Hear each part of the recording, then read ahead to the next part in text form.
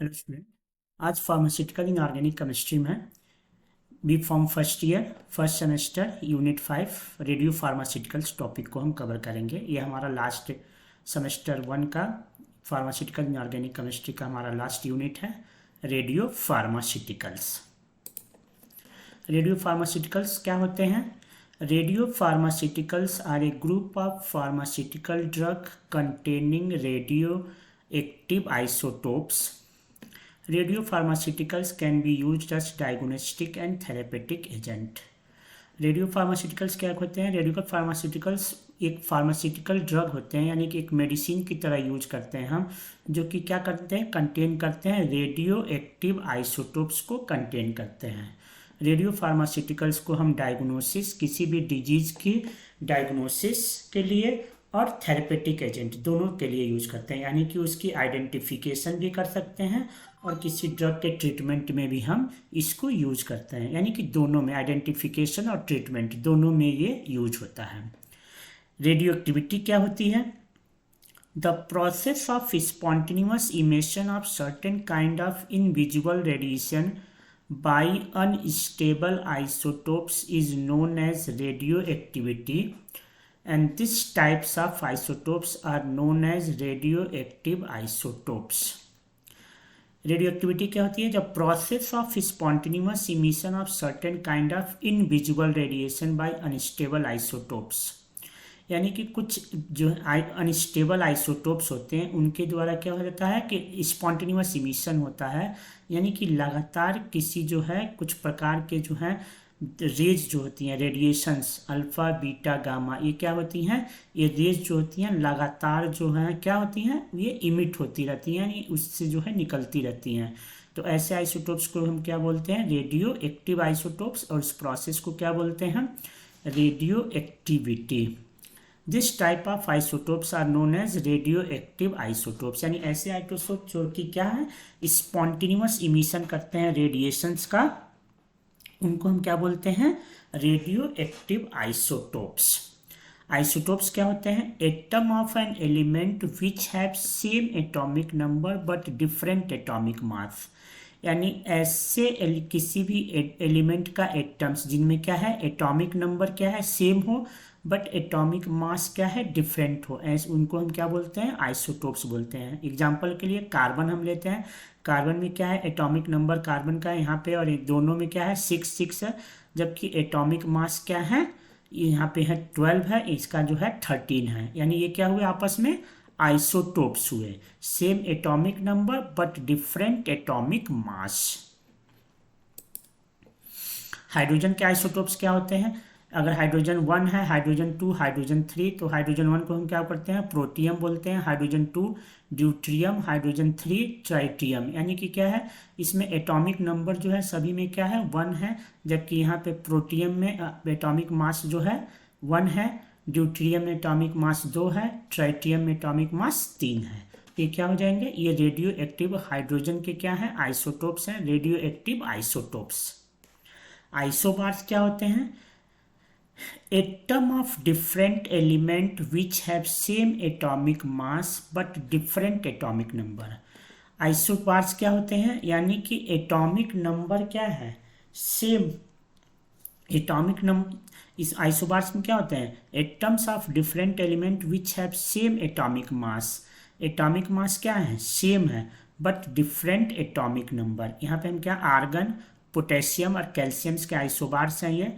Argon 18, potassium atomic number 19, calcium 20, जबकि atomic mass क्या हो जा रहा है, ये 4, यहाँ भी 40, यहाँ पोटेशियम का भी 40, कैल्शियम का भी 40, यानी ये क्या है, आपस में क्या है, आइसोबार्स हैं। तो आइसोटोप्स क्या होते हैं? आइसोटोप्स क्या, जिनमें कि एटॉमिक नंबर सेम है बट एटॉमिक मास क्या है, डिफरेंट है। जबकि आइसोबार क्या होते हैं? इनमें जो है एटॉमिक मास सेम होता है, जबकि एटॉमिक नंबर क्या होता है, डिफरेंट होता है। Radio active substances. Many atoms having number of neutron much more than proton are unstable in nature.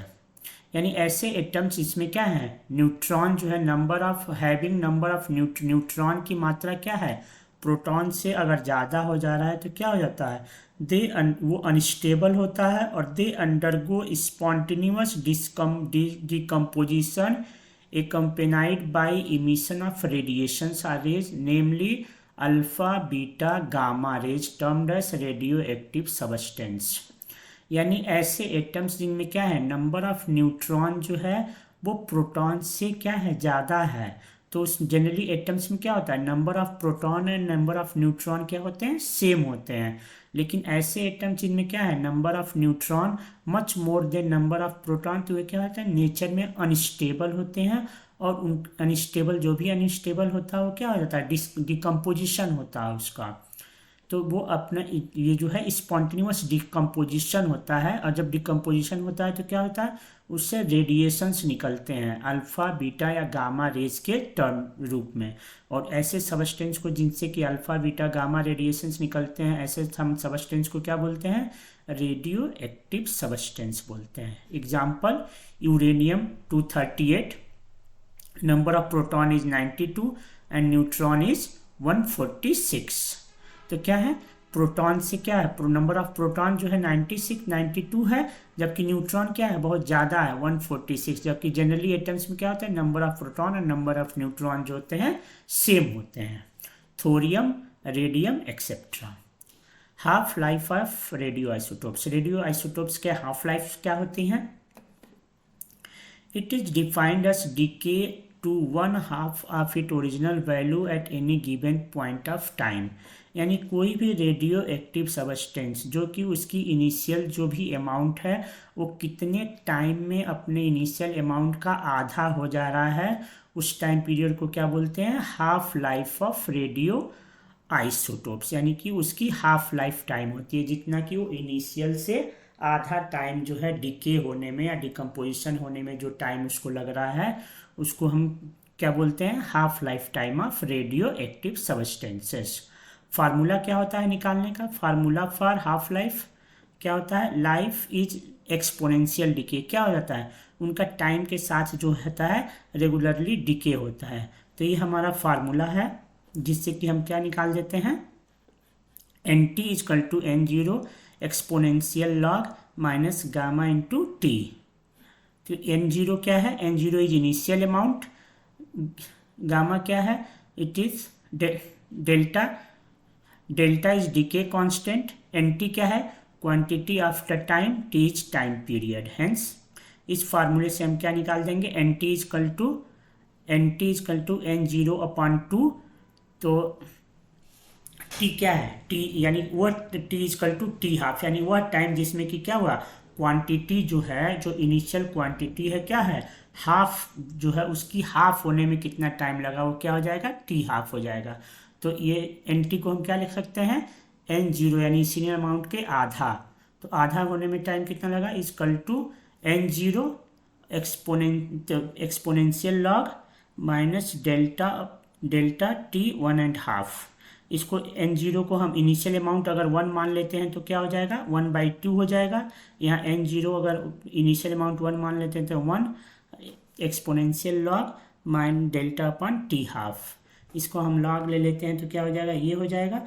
और इस जो है यहाँ पे T हाफ क्या हो जाएगा, लॉग एक्सपोनेंशियल लॉग स्क्वायर का इस वैल्यू, इसका वैल्यू क्या हो जाएगा 0.693 डेल्टा। तो T हाफ का वैल्यू क्या हो जाएगा, T हाफ हम कैसे निकालेंगे, T half is equal to 0.693 upon delta. ये जो है फार्मूला जो है, इस फार्मूले से हम किसी भी रेडियो एक्टिव सबस्टेंस का हम हाफ टाइम क्या हो जाता है कैलकुलेट कर सकते हैं कि कितने टाइम में जो है वो अपने इनिशियल क्वांटिटी का आधी क्वांटिटी उसकी बच गई। Radiations,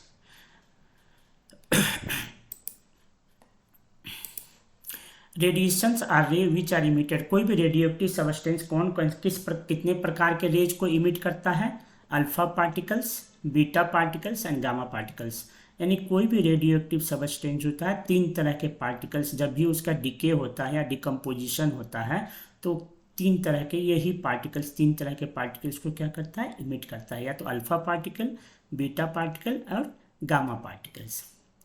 radiation is a continuous process. Atom try to give out energy and get converted into more stable nucleus. यानी कि रेडिएशंस कौन कैसे एटम दे रहे हैं, जो अनस्टेबल एटम्स होते हैं वही क्या करते हैं, स्पॉन्टेनियस रेडिएशंस को इमिट करते हैं। और वो क्या करते हैं, रेडिएशंस को इमिट कर कर एक स्टेबल न्यूक्लियस में क्या हो जाते हैं, कोशिश करते हैं कि वो कन्वर्ट हो जाएं, ये रेडिएशंस को इमिट कर कर। अल्फा पार्टिकल्स क्या होता है, इन तीनों पार्टिकल्स की हमें क्या है, प्रॉपर्टीज पढ़नी है, जो बहुत इंपॉर्टेंट है। पहला हम अल्फा पार्टिकल्स पढ़ते हैं। These are the particles identical to helium atom which consist of 2 proton and 2 neutron. एक अल्फा पार्टिकल जो भी निकलता है, हमारा इमिशन होता है, वो क्या होता है, एक हीलियम एटम के इक्विवेलेंट होता है। यानी कि वो क्या होता है, उसमें दो जो है प्रोटॉन होते हैं, एक उसका एटॉमिक नंबर क्या होता है, 2 होता है, एटॉमिक मास क्या होता है, 4 हो जाता है। यानी 2 प्रोटॉन एंड 2 न्यूट्रॉन। प्रोटॉन और न्यूट्रॉन क्या हो जाता है, जो है एटॉमिक नंबर क्या हो जाता है, नंबर ऑफ प्रोटॉन, और एटॉमिक मास क्या होता है, number of proton plus number of neutron को मिलाकर हम क्या बोल देते हैं, atomic mass of an atom. तो ये है alpha particle. These are the particle identical to helium atom which consist of 2 proton and 2 neutron, that is its atomic number is 2 and atomic mass is 4.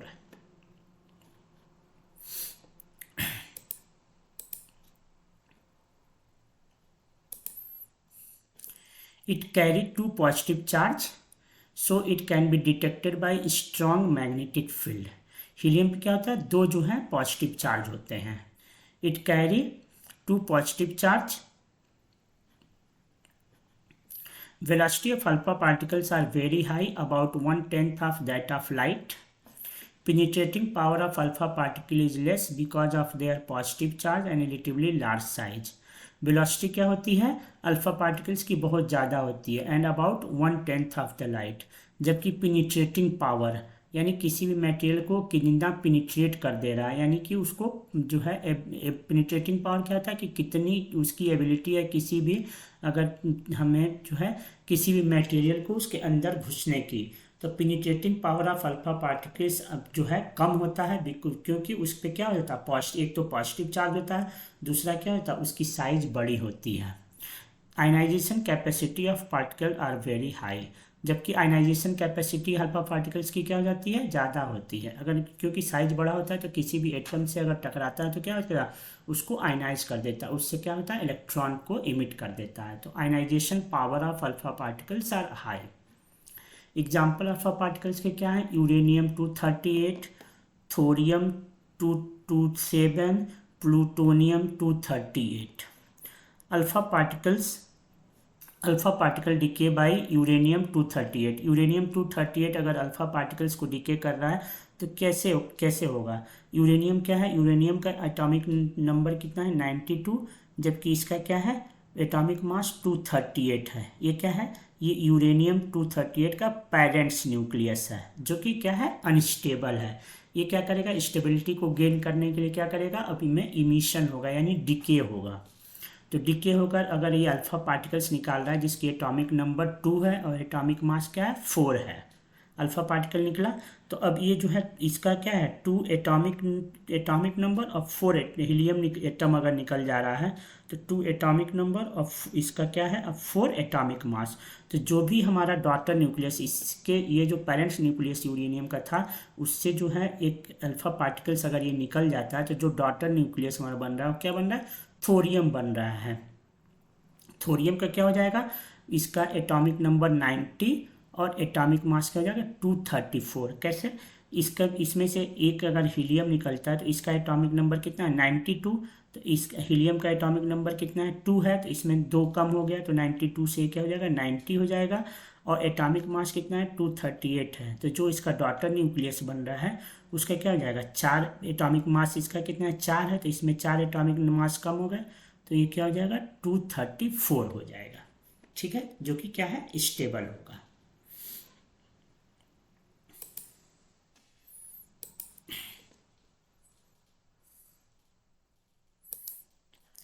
Because of less penetrating power, element which emit alpha particle do not find use in biological application because they cannot penetrate tissue. ऐसे जो particles हैं जो कि ऐसे atoms हैं जो alpha particle release कर रहे हैं, उनका जो है बायोलॉजिकल एप्लीकेशंस थोड़ा कम होता है, क्योंकि उनकी क्या हो जाती है, पेनिट्रेटिंग पावर जो है कम हो जाती है, कम रहती है, और ये टिश्यू को क्या करते हैं, पेनिट्रेट नहीं कर पाते हैं. Beta particles. The beta particles emitted by nucleus carry one unit negative charge identical with electron. जो बीटा पार्टिकल्स हैं उनमें क्या होता है, एक निगेटिव चार्ज होता है जो कि क्या होता है, इक्विवेलेंट टू इलेक्ट्रॉन्स, इलेक्ट्रॉन के इक्विवेलेंट होते हैं. These ray have more penetrating power than alpha particles. इनका पेनिट्रेटिंग पावर क्या होता है, अल्फा पार्टिकल से ज़्यादा होता है, about 100 times.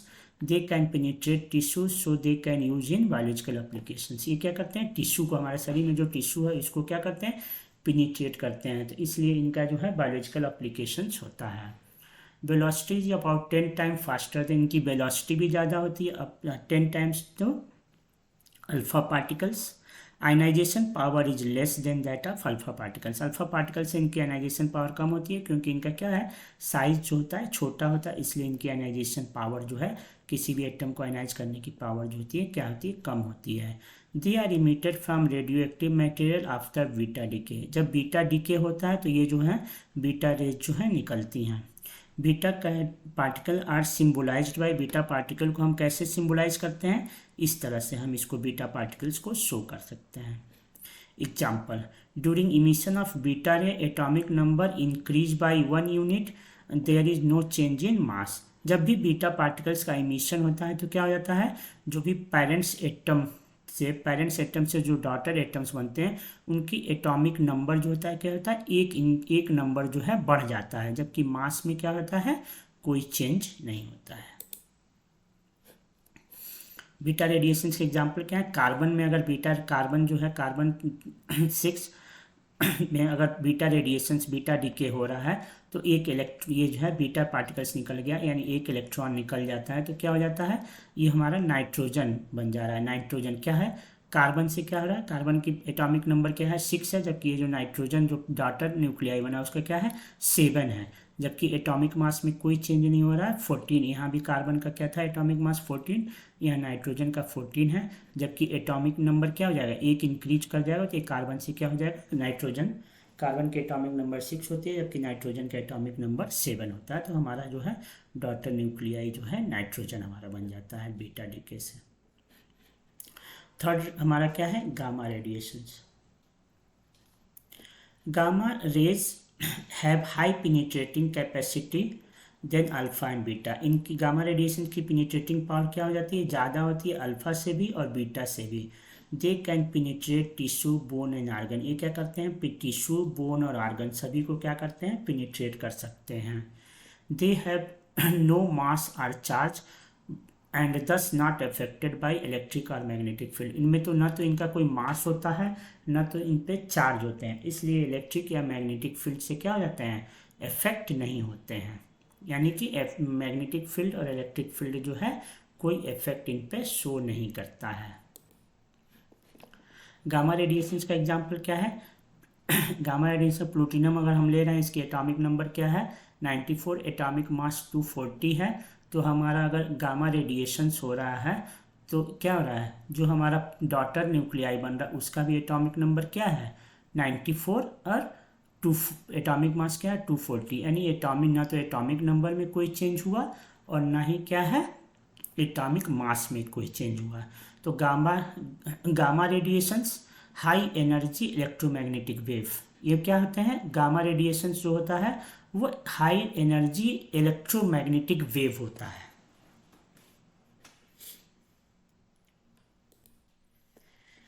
They are uncharged and have poor ionization power. ये अनचार्ज होते हैं और आयनाइजेशन पावर जो होता है बहुत पुअर होता है. Example of gamma emitter are iodine 131 and सीथियम.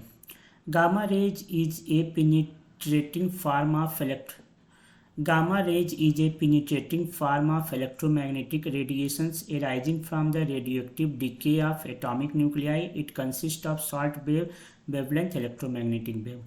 जो भी गामा रेडिएशंस होते हैं क्या हो जाते हैं, वो शॉर्ट वेवलेंथ का इलेक्ट्रोमैग्नेटिक वेव होता है। In medicine gamma ray sources are used for cancer treatment and for diagnostic purposes. ये गामा रेज होते हैं क्या होता है, कैंसर ट्रीटमेंट के रूप में भी यूज होते हैं और डायग्नोसिस पर्पजेज के रूप में भी यूज होते हैं।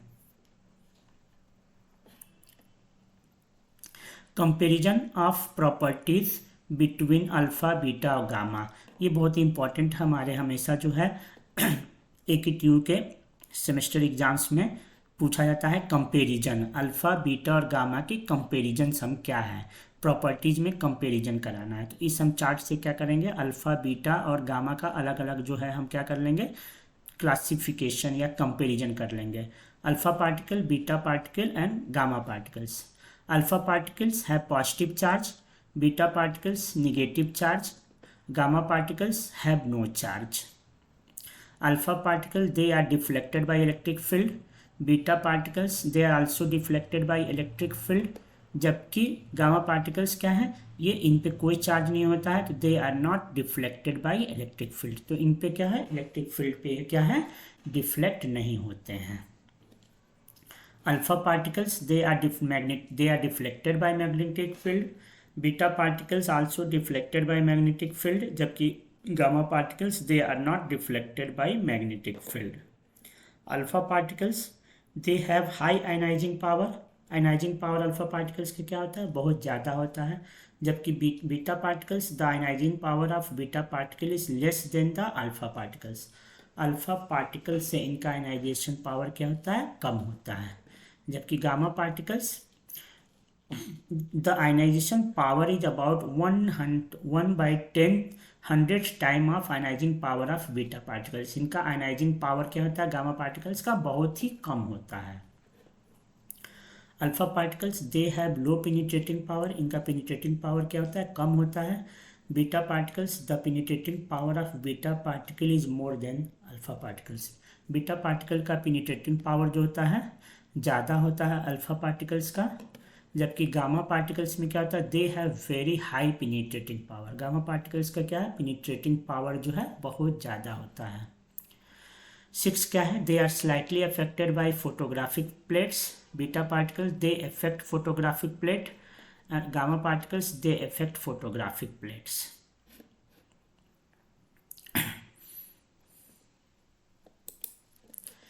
Storage condition and precautions of radio pharmaceuticals,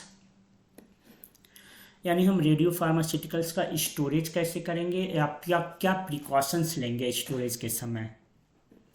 storage and handling is extremely important in avoiding the exposure to radiations और emissions and thus preventing harmful effect on human and environment. किसी भी radio pharmaceuticals का storage कैसे करेंगे या उसको कैसे handle करेंगे, ये बहुत इंपॉर्टेंट होता है, क्योंकि अगर हम उसके किसी भी रेडियो फार्मास्यूटिकल्स के कांटेक्ट में अगर कोई भी आदमी आता है तो क्या करता है, रेडियो फार्मास्यूटिकल्स जो होते हैं क्या करते हैं, जो है उस पर हार्मफुल इफेक्ट्स शो करते हैं।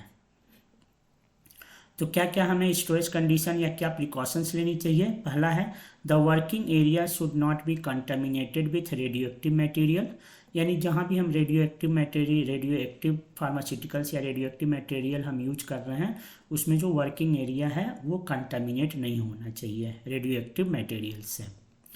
These material should be handled with forceps and other suitable instrument, यानी कि हम मटेरियल्स को अगर हम हैंडल कर रहे हैं तो हम प्रॉपर जो है सुटेबल इंस्ट्रूमेंट यूज करेंगे, या फोर्सेप्स उसको पकड़ने के लिए हम क्या फोर्सेप्स को यूज करेंगे, डायरेक्टली हम हाथ से टच नहीं करेंगे। Keep your lab coat separate from your everyday cloth, जो भी हम लैब कोट यूज कर रहे हैं या जो भी क्लॉथ यूज कर रहे हैं लेबोरेटरी में या इंडस्ट्री में, तो उसको हम क्या करेंगे, अपने एवरी टाइम जो डेली हम क्लॉथ यूज कर रहे हैं उससे अलग रखेंगे। Always use rubber gloves when working with radio active material, जब भी हम रेडियो एक्टिव मटेरियल को क्या कर रहे हैं, यूज कर रहे हैं या उसके साथ हम उसको हम टच कर रहे हैं, तो क्या करते हैं, हमेशा हमको क्या करना है, रबर ग्लव्स यूज करना है ताकि डायरेक्ट हमारे हैंड के कांटेक्ट में ना आए। In radioactive lab it is not permitted to eat, drink, smoke और यूज कॉस्मेटिक्स। किसी भी रेडियो एक्टिव लैब में, यानी जहाँ रेडियो एक्टिव मटेरियल रखा हुआ है या उसका यूज हो रहा है, वहाँ पे हमें खाना पीना, स्मोक करना या कॉस्मेटिक्स यूज करना जो है परमिटेड नहीं होता। Pipette operated by mouth should never be employed. अगर हम किसी भी रेडियो एक्टिव मटेरियल को हम क्या करते हैं, सेपरेट कर रहे हैं या उसको हम यूज कर रहे हैं, तो पिपेट जो है हम यूज कर रहे हैं उसको निकालने के लिए, तो हम ऐसा पिपेट यूज करते हैं जो कि माउथ से ऑपरेट ना हो। Great care has been applied for disposal of radioactive material. जब भी हम रेडियो एक्टिव मटेरियल का डिस्पोजल करते हैं तो बहुत ही सतर्क या बहुत ही सावधानी बरतने की ज़रूरत होती है।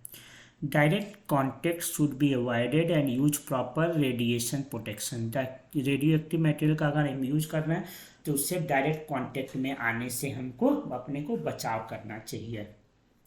A regular monitoring of radioactive emission should be done in area where the storage is done। जिस एरिया में भी रेडियो एक्टिव मटेरियल रखा हुआ है तो हमें प्रॉपर जो है उस एरिया का क्या करते हैं, मॉनिटरिंग करते हैं कि रेडियो एक्टिव मटेरियल का जो भी इमिशन हो रहा उसकी प्रॉपर मेंटेनिंग करने की ज़रूरत होती है।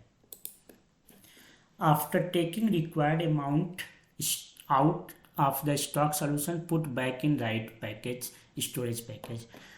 After taking the required amount out of the stock solution, यानी जो भी हमें ज़रूरत होती है स्टॉक की रेडियो एक्टिव मटेरियल की, तो हम उसको लेते हैं, फिर उसको जो है वापस जो है उसके प्रॉपर प्लेस पे स्टोर कर देते हैं। These material stored in suitable labeled containers, shielding by bricks and preferably in remote corner। इस मटेरियल को क्या करते हैं, जो भी रेडियो एक्टिव मटेरियल होता है उसमें क्या करते हैं, प्रॉपर जो है या सूटेबल कंटेनर पे लेबलिंग करते हैं ताकि हमें पहचान में आए कि ये कौन सा रेडियो एक्टिव मटेरियल है। उसकी हम शील्डिंग कर देते हैं, यानी कि चारों तरफ से क्या करते हैं, जहाँ भी स्टोरेज है रेडियो एक्टिव मटेरियल का उस चारों तरफ से शील्डिंग ब्रिक्स का, यानी ईंट से जो क्या करते हैं उसको घेर देते हैं ताकि रेडिएशन जो है क्या है, बाहर ना आए। The best radioactive material have to be stored till the activity become low before it disposal. जो भी रेडियो एक्टिव मटेरियल बेस्ट उसका बेस्ट प्रोडक्ट होता है उसको क्या करते हैं, तब तक डिस्पोजल नहीं करते हैं जब तक कि क्या हो जाता है, उसकी एक्टिविटी जो है कम नहीं हो जाती है। Unit of radio activity. Radio activity जो भी हम हो रहा है उसको कैसे नापते हैं कि यूनिट होती है कौन, तो उसके थ्रू हम नापते हैं। तो कौन कौन सी यूनिट होती है, तो unit of radioactivity is defined as the activity of quantity of radioactive material where 1 decay takes place per second, यानी कि पर सेकेंड उसमें कितनी जो है डिके हो रही है, ये क्या करता है, रेडियो एक्टिव यूनिट कहलाता है। हम radioactive unit of radioactivity क्या होता है, unit of radioactivity is curie. Curie में जो है हम रेडियो एक्टिविटी को नापते हैं। 1 क्यूरी इजकल टू कितना होता है, 3.7 इंटू 10⁻10 डिसइंटीग्रेशन पर सेकेंड। यही एसआई यूनिट क्या होता है रेडियो एक्टिविटी की, बेक्यूरल होता है, बेक्यूरल। तो एसआई यूनिट क्या होता है, becquerel is the international system of unit. 1 becquerel is equal to 1 radioactive decay per second equal to 2.703 into 10⁻⁻7 curie CI क्या है, क्यूरी। तो यूनिट ऑफ रेडियो एक्टिविटी बहुत इंपॉर्टेंट है, हर बार पूछा जाता है। तो हमें क्या क्या है, 2 यूनिट है, एक तो क्यूरी जनरली यूज होता है क्यूरी, और दूसरा एसआई यूनिट बेक्यूरल। ये दोनों हमको क्या करना है, याद करने की ज़रूरत है।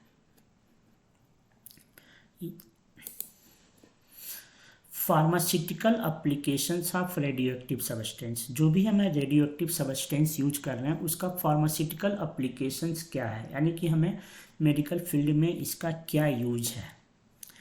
The radiopharmaceuticals are the radioactive material radioisotopes that are use in medicine in 4 different way. जो भी रेडियो फार्मास्यूटिकल्स हैं ये हमारे मेडिसिन में 4 तरह से यूज होते हैं। रेडियो आइसोटोप्स इन थेरेपी यानी कि किसी भी रेडियो आइसोटोप्स जो होता है किसी भी डिजीज के ट्रीटमेंट में यूज होता है। रेडियो आइसोटोप इन डायग्नोसिस यानी किसी डिजीज की डायग्नोसिस या पहचान में यूज करते हैं। रिसर्च में यूज करते हैं इसका रेडियो फार्मास्यूटिकल्स का।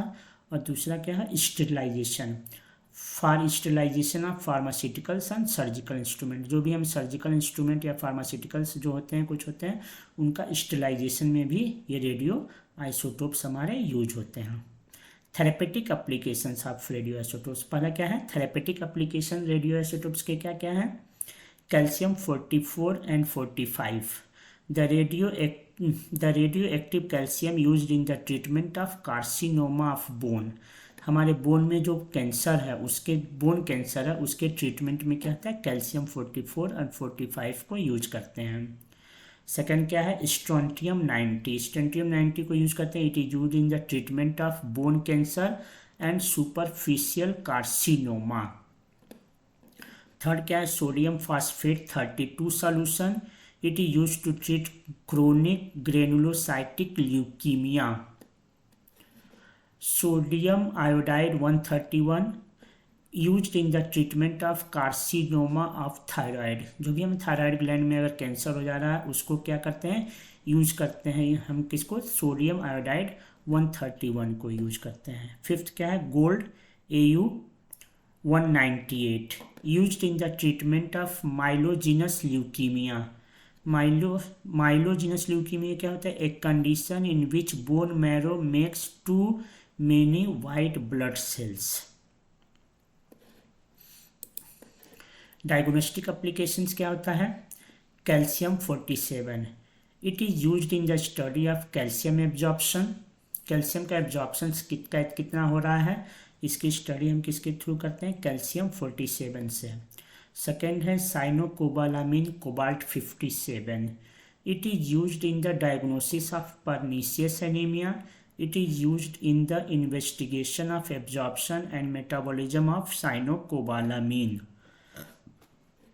थर्ड क्या है cyanocobalamin cobalt 60, it is used in the determination of vitamin B12 in culture media food stops and pharmaceutical products. Vitamin B12 का डिटर्मिनेशन हम किस में करते हैं कल्चर मीडिया में या किसी भी फूड में या फार्मास्यूटिकल प्रोडक्ट्स में हम कितना विटामिन B12 है उसको हम कैसे डिटरमाइन करते हैं साइनोकोबालामिन कोबाल्ट 60 से।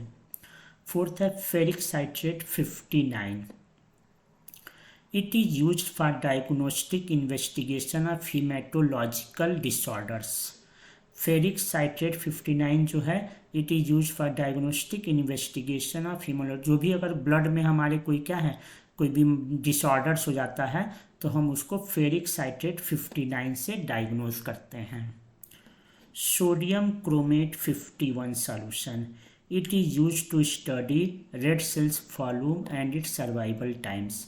यानी हमारे बॉडी में कितना RBCs हैं और उसका कितने दिन तक वो सर्वाइव कर रहे हैं ये किससे हम डिटरमाइन करते हैं सोडियम क्रोमेट 51 सॉल्यूशन से। Nitrogen 13, 15 and 15, it is useful in investigation of amino acid and protein metabolism. हमारे बॉडी में अमीनो एसिड का इन्वेस्टिगेशन करते हैं या प्रोटीन मेटाबॉलिज्म किससे करते हैं नाइट्रोजन 13 एंड 15 से। थर्ड है sterilization applications cobalt 60, it emit beta and gamma rays used in the sterilization of surgical material and dressings by gamma radiations. Cobalt 60 जो होता है बीटा और गामा रेडिएशंस को इमिट करता है। ये क्या यूज करते हैं कोई भी सर्जिकल आइटम्स है मटेरियल्स है या ड्रेसिंग मटेरियल्स हैं हमारे जो हॉस्पिटल्स में यूज हो रहे हैं उनको क्या करते हैं यूज से पहले हमको स्टेरिलाइजेशन की ज़रूरत होती है उसके लिए हम क्या करते हैं कोबाल्ट 60 को यूज करते हैं। Research applications iron 55 and 59, it is used in the research study about utilization and absorption of iron salt, it is used to measure the red cell lifespan। Iron 55, 59 को हम रिसर्च में use करते हैं research studies में use करते हैं। It use in the absorption of iron salt, यानी हमारे बॉडी में कितना जो है एब्जॉर्प्शन आयरन सॉल्ट का एब्जॉर्प्शन हो रहा है इसकी हम स्टडी करते हैं किससे आयरन 55 और 59 से। It is used in research studies about utilization and absorption of iron salt. अब जो radioactive substance radioactivity show कर रहे हैं, इमिट कर रहे हैं, उसकी मेजरमेंट हम कैसे करेंगे? यानी कोई भी जो है रेडियो आइसोटोप्स कितना जो है इमिशन कर रहा है, अल्फा बीटा गामा रेडिएशंस का कितना इमिशन हो रहा है, उसको हम कैसे मेजर करेंगे? तो उसके लिए हम क्या है, measurement of radioactivity. A device use for the measurement of radioactivity is Geiger Muller counter, scintillation counter, semiconductor detectors and ionization chambers. हम यहाँ डिटेल्स पे Geiger Muller counter and scintillation counters पढ़ेंगे जो कि important है। Jigar Muller counter क्या है? This device is use to determine the rate of emission of alpha और beta particles. It is a cylindrical metal tube. Cylindrical metal tube होता है, ये सिलेंड्रिकल होता है metal tube act as cathode. ये जो सिलेंड्रिकल मेटल ट्यूब होता है ये क्या है, जो आउटर मोस्ट है ये जो है cathode, as a cathode act करता है। एंड द सेंट्रल वायर, ये जो सेंट्रल वायर है ये क्या है, एनोड की तरह काम करता है। और इस ट्यूब के अंदर क्या भरा होता है, आर्गन गैस भरा होता है। This tube is filled with argon gas at reduced pressure about 0.1 atmosphere. यानी जो आउटर मोस्ट है ये क्या करता है, कैथोड होता है। ये जो वायर है ये एनोड का काम करता है, इसके अंदर जो है आर्गन गैस भरे होते हैं। जो सिलेंड्रिकल मेटल होता है ये ऐसे एक्ट करता है as a cathode. A potential difference of about 1000 volt is applied across the electrodes। यानी कि जो एनोड और कैथोड के बीच में है इसमें हम पोटेंशियल डिफरेंस कितना रखते हैं, अबाउट 1000 वोल्ट का हम जो है पोटेंशियल डिफरेंस अप्लाई करते हैं। When an alpha or beta particles enter the tube through a mica window, ये क्या है, ये माइका विंडो होता है, इसके थ्रू जो है जब भी अल्फा या बीटा पार्टिकल्स इसके अंदर जब एंटर करती हैं तो क्या करते हैं, जो आर्गन गैस होता है इसके एटम्स को क्या कर देते हैं, आयनाइज कर देते हैं।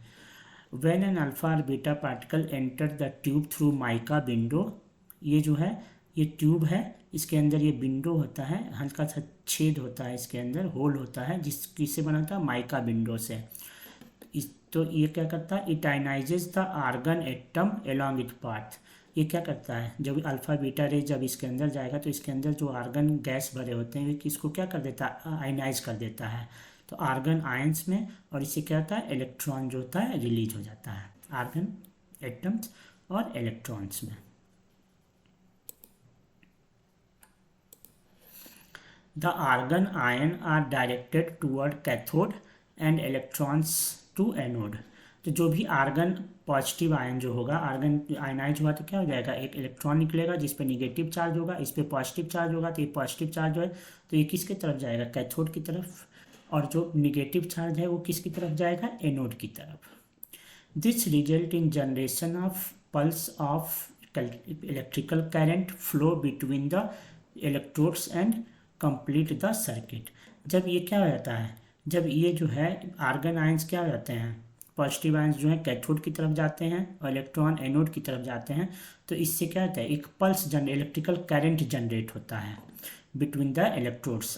कैथोड और एनोड के बीच क्या होता है, एक इलेक्ट्रिकल करंट फ्लो कर देता है एंड कंप्लीट, ये क्या कर देता है, पूरी सर्किट को कंप्लीट कर देता है।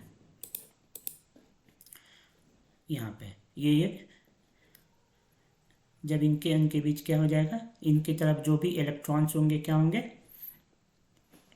ये एक सर्किट कंप्लीट हो जाएगा इस तरह से। और यहाँ पे जो है हमारा इलेक्ट्रिकल करंट मेजर डिवाइस, जो भी इलेक्ट्रिकल करंट प्रोड्यूस होगा ये यहाँ पे मेजर कर लिया जाएगा।